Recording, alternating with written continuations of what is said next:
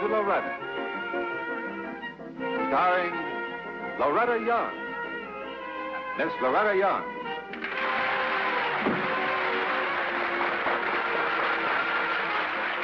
Hello. I received an awfully cute letter last week from a little girl, and it's a very sound one, too. Dear Mrs. Young, she says, I'm glad you're on television because I get to stay up late Sunday nights. I wish I didn't have to take a nap, though, on account of it. Please send me a picture. What is that shiny thing on the wall? And who is clapping their hands every time you walk into the living room? How many kids you got? Nobody claps for Mommy. Goodbye. And don't forget now, lots of love, Betty Jane Herman. Well, lots of love to you, too, honey. Now, first of all, that shiny thing on the wall is an antique, and it's called a sunburst. It was a Christmas present to us from my mother. Next, there's no connection between that clapping noise and my 3 children. Although they can make more noise than that anytime they put their minds to it. And now, about this living room. Well, it's a copy of my own living room at home. And I have about, 75 friends here who bring my living room right into yours each week. Magic, isn't it? How about it, fellas? Say hello to Betty Jane, huh? Oh, it's got a nice sound. You know what I'd like you to do? Share it with your mommy. Believe me, there's nothing like a little applause to brighten up the house on a moody day, huh? Our letter this week, I believe, is, well, it's too personal to read in detail. But I would like to sum it up because it's a serious situation. It's from a woman, 32 years old, who is planning to abandon her plan to marry a very nice man, from what she says, because her father, a well-to-do retired lawyer, has decided that he couldn't be happy with his only daughter away from him and married. Well, perhaps it would help these 3 people concerned if I recall another such situation. A father at retirement age and one of his famous daughters, Charlotte Bronte, and her suitor. In Haworth, Yorkshire, England. Exactly 100 years ago.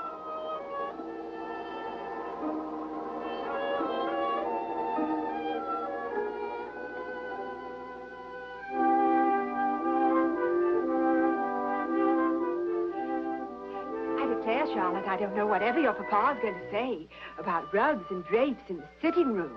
Oh, he'll change his mind, Mary. He must. And that dress. Yes, it really looks like Paris, doesn't it? It's so elegant and so sophisticated. But Charlotte, it's so red. Oh, Mary, why should everyone think of red as a shameful color? It's so warm and full of light. That's why I chose red for the draperies. Charlotte Bronte, whatever has come over you? You're not the same person at all. I know. Isn't it wonderful? Mary, let's try these in the hall. Do you like this one? Or is this better? I don't know. Now, let me see again. Here. Goodbye, Mr. Bronte. I've enjoyed the visit. Oh, good morning, Miss Loudon. Good morning, Reverend Nichols.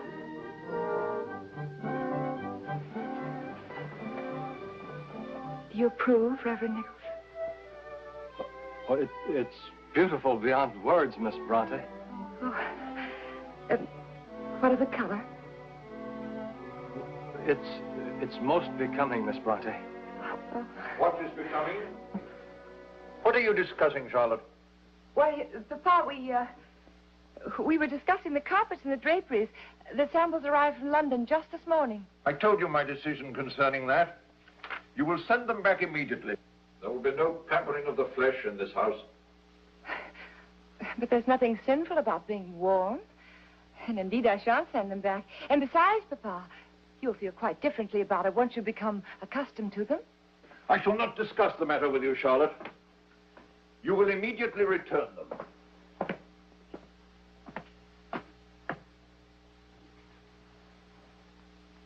What is that garment you are wearing? It's a dress, Papa. A Paris creation. A creation of the devil. But you don't understand. It's the latest fashion. It's scarlet. As scarlet as shame. Go to your room immediately and remove it. Please, Papa, you must listen. I don't intend to wear it outside of the house. I just wanted to Isn't it enough that I've been shamed before the world by a drunken son? Please. Must my one remaining child flaunt herself in a gown of scarlet like a Jezebel? Please, Papa, please. Shameless. Go to your room and burn that garment of Satan. Go. Do you hear me?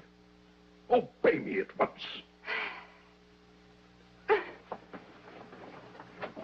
Charlotte! Come back here. Don't dare to leave the house dressed like that. Mr. Nichols, go after her at once. She's out of her mind. I think that's entirely possible, Mr. Bronte. I think I'd better go on home.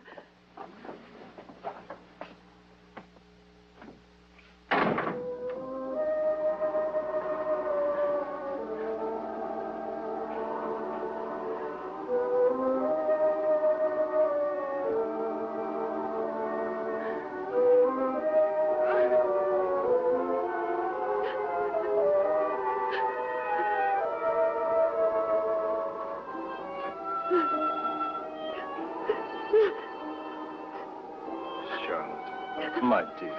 Arthur! Arthur! Very brave. I was proud of you. Oh, Arthur. How can you say that? I failed again. Arthur, I'm always going to fail. No, you're going to win. No. Bit by bit and step by step. Because you have to. For your own soul's sake. Why does he treat me like he does? Why? Why does he always defeat me in the end? Why must I always bend and break every time I try to stand up to him? Because you've always been afraid. Afraid? Oh, Arthur, of my own father? No. Afraid of yourself. Of independence. Afraid to stand before the world and say, here I am, world, this is me. Not something that my father's molded, but what I've made myself to be. The responsibility's mine. Well, I suppose I have run away. I guess we all did. Bramwell in his way, and Emily and Anne and I in our books. Arthur, do you know that we never even admitted to Papa that we wrote? And Papa, for his part, he's never read one thing we've written. He just pretends the books don't exist. Why don't you prove it to him? Give him Jane Eyre to read. Oh, Arthur! I can just imagine what would happen. Why, the very timbers of the house would rattle. Well, they would. You know they would. Oh, Arthur, I'm so grateful for you. Oh, what did I ever do before I had you? And now that you do have, when are you going to do something about it? You mean tell Papa? Arthur, why not you? Why don't you tell him? After all, this is your place to ask him for his blessing, isn't it? No. Because I want you for a wife. Not a piece of fiction from a novel. I see. Well, would you be with me? I mean, could we go together? Could you tell him then? Yes, I think so. But, oh, I know he'll not approve. And what if he refuses again? You know he never listens to me. He treats me as if I were a child. Charlotte. You're not a child. No. I know I'm not. All right, Arthur. Come on.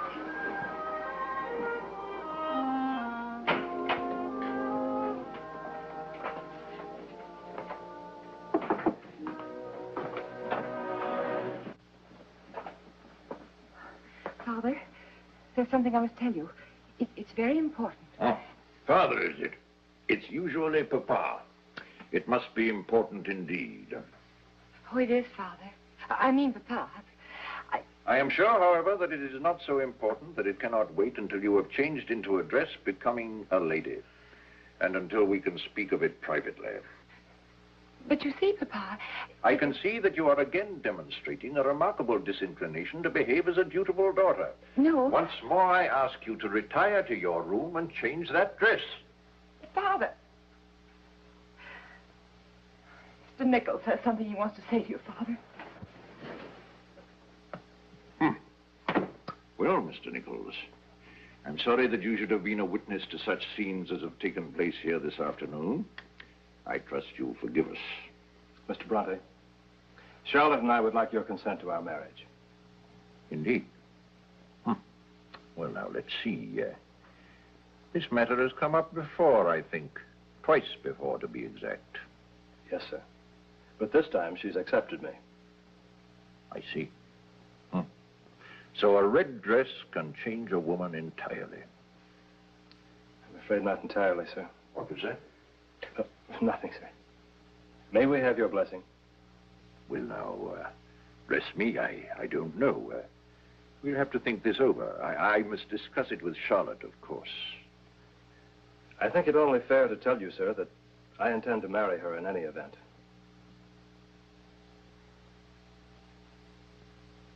Seems a remarkable attitude for you to take, Mr. Nichols. As my confidant, my trusted friend. As your confidant and your friend, sir, I respect your feelings. As a man, I expect to devote my life to making Charlotte happy. I see. Yes. Well, I suppose I can't quarrel with that sentiment very well. Very well, Mr. Nichols. If this be my daughter's wish. Papa?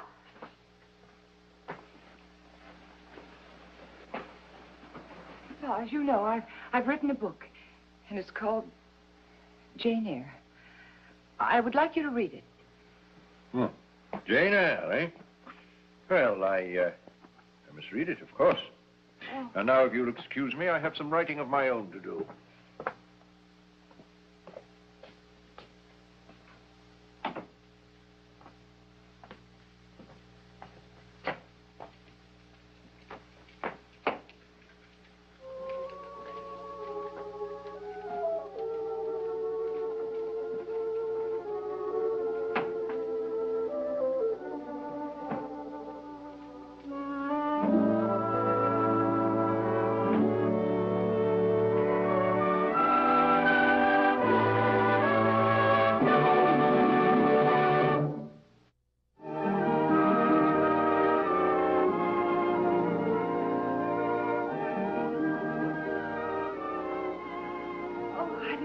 Charlotte, if I weren't so happy for you, I'd be jealous. Oh, Mary.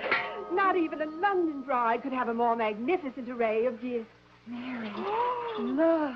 How lovely. Oh. And from such fearfully famous people. Oh. Oh.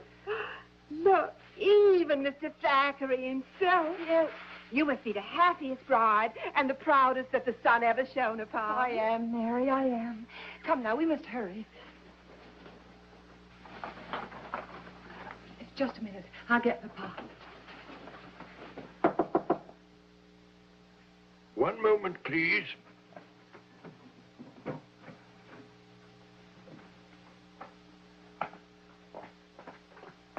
Papa?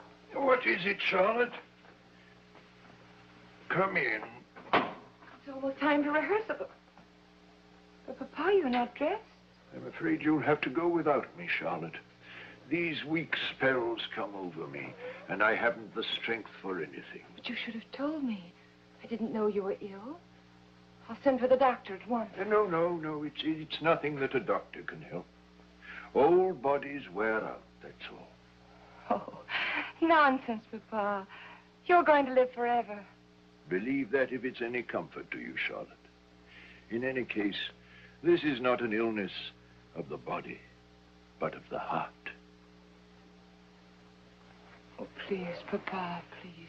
Oh, well, it's no great matter. Life has not been so kind to me that I should dread to leave it. Charlotte, we're going to be late. Yes, Mary, yes, I'm coming. Are you sure you won't change your mind? I must go, and I don't want to leave you alone. No, you go along to your pleasure, child. I must get used to being alone. Charlotte, darling. Yes, Mary, I'm coming. I'll be back soon, Father. Papa, don't be lonely.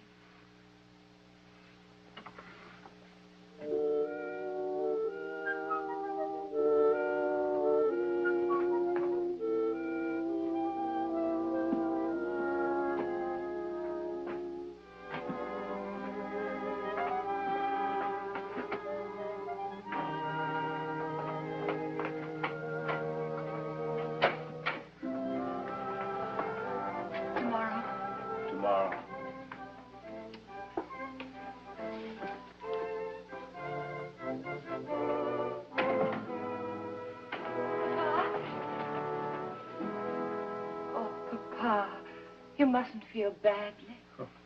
You caught me in my sorrow, my dear. I shouldn't have let you do that. But there's nothing to be sorrowful about. I talked it over with Arthur, and we're going to stay here in this house with you. Well, that will be very nice. But it won't be the same thing, of course.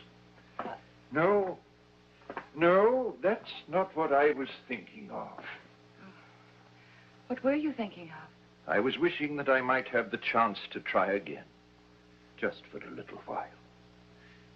What if I were to say, Charlotte, carpet and curtain this house however you may wish. Wear what you please, write what you please. What then, my dear? You mean I can change these dreary rooms? Yes, if you wish to, Charlotte.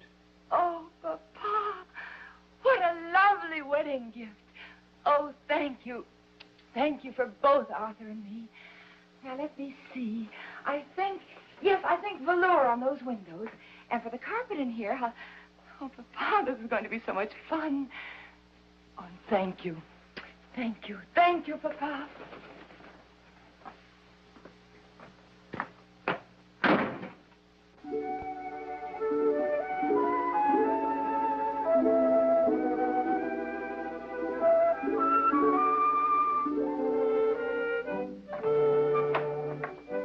Good morning, Mary. What's that lovely thing you're carrying? Whatever this is for. Here, let me help you with it. Oh, don't you dare touch this gown, Arthur Nichols. What are you doing here anyway? Don't you know it's bad luck to see the bride before the wedding? Rank superstition. And besides, I'm here on official business. Will you present this to Her Majesty and inform her of my presence? Much good it'll do you. It's only an hour till time for the service, and she'll never see you on her wedding morning. She'll see me.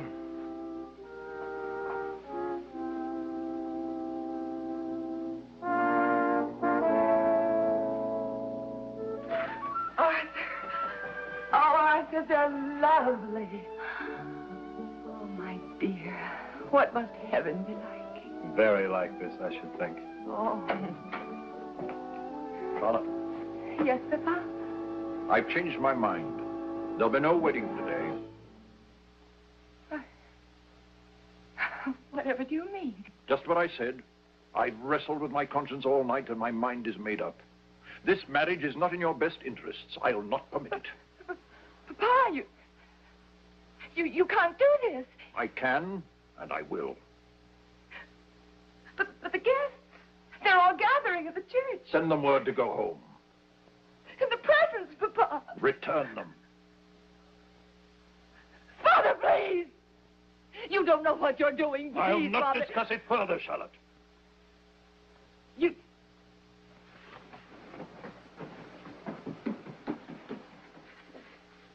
Where are you going, Mr. Nichols? Charlotte, Mr. Bronte. Have you any objections?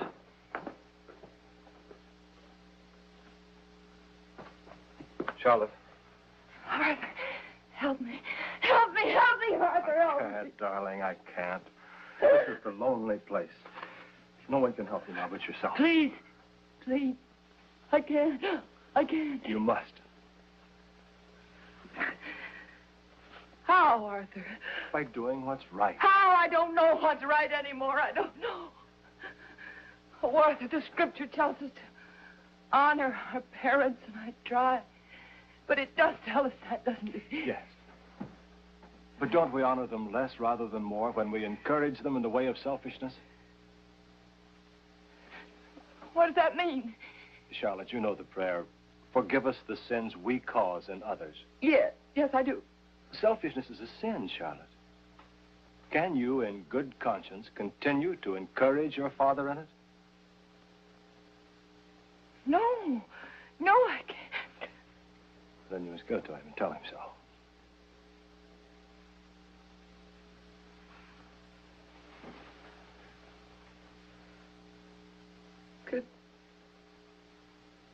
Could you go with me? No, dearest.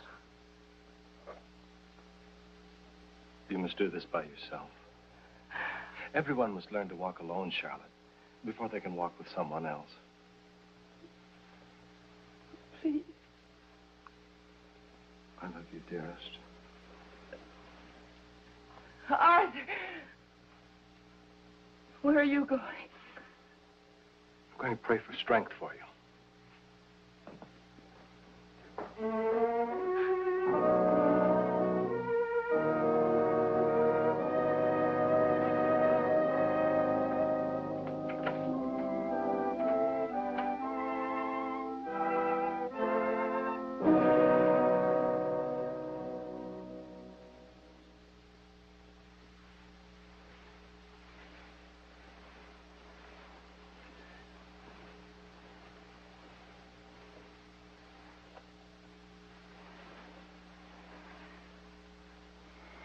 You are not going to stop me, Papa.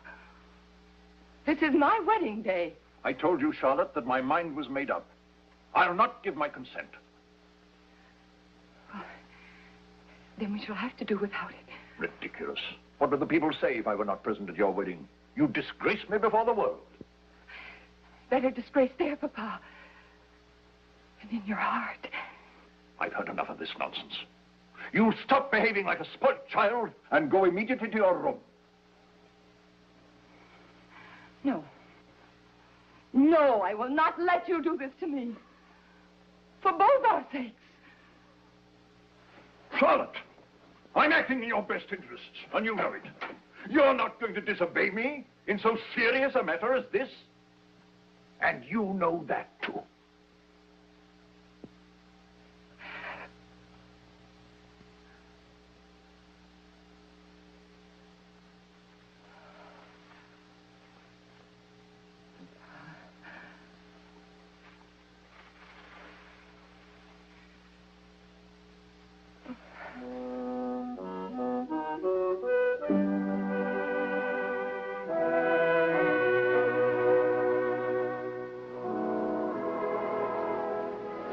Arthur,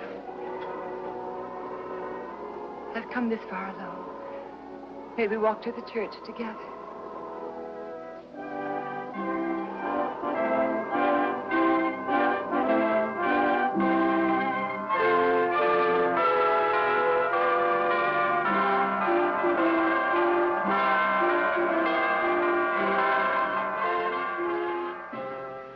Anyone who knows the Bronte story, and so many people do, knows, too, that we've taken some liberties with the accounting of this one incident in Charlotte's life.